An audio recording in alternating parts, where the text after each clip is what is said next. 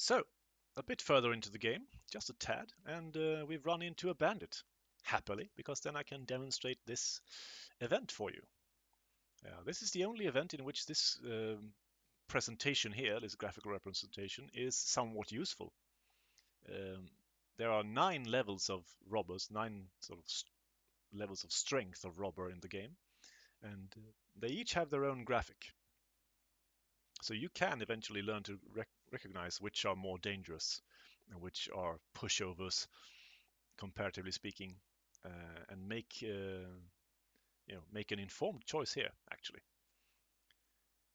And I can tell you that all traits for the robbers are relevant to their level. So the strongest ones are also the most intelligent ones and the fastest ones.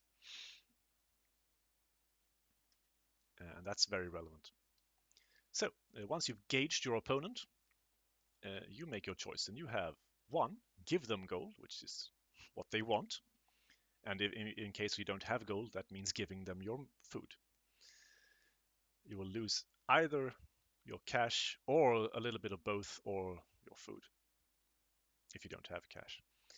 But it's not as bad as it sounds, because when you press this, the game will check your intelligence plus your creativity plus your possible skill in illusionism, as my character does have, and see if you can trick the robber into believing that you have much less or even no stuff on you. And if completely successful, the robber won't take anything. They'll just leave because going, oh, you didn't have anything. Well, never mind. Because they don't want to become murderers, obviously.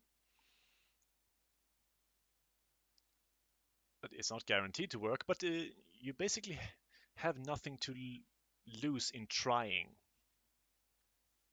But if you want to try to retain your stuff, and you're not particularly bright and you don't have a good skill in illusionism, then maybe it's better to try and fight them if you're a fighter.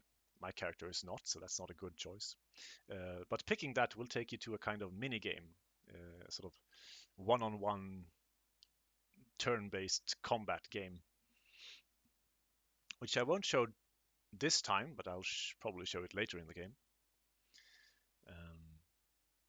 And then we have running away. And running away is measuring strength, flexibility, and endurance against the robber's relevant strengths, and seeing if you, or to what extent you get away. That's a bit weird, but I'll explain. So it looks like you're some distance apart here, but actually, my thought process went like this: the robber has ambushed you and is actually standing right in your personal space. It just looks neater this way.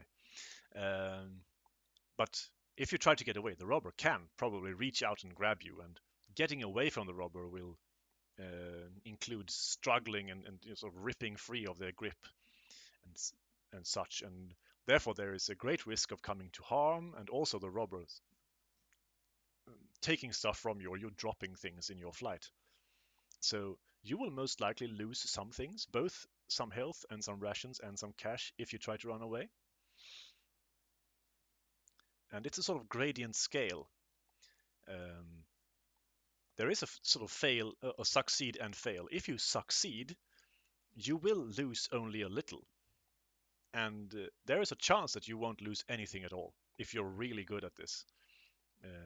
Obviously, you also use your running skill in this.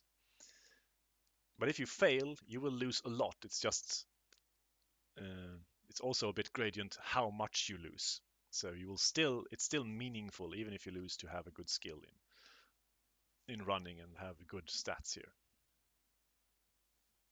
So right now I'll try to pick number 1 and hope that they don't steal too many of my rations, because if they do, I might be screwed, as it were.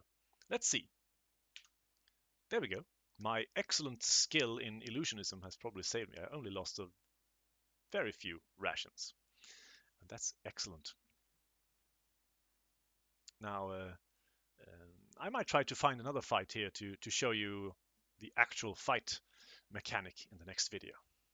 See you then.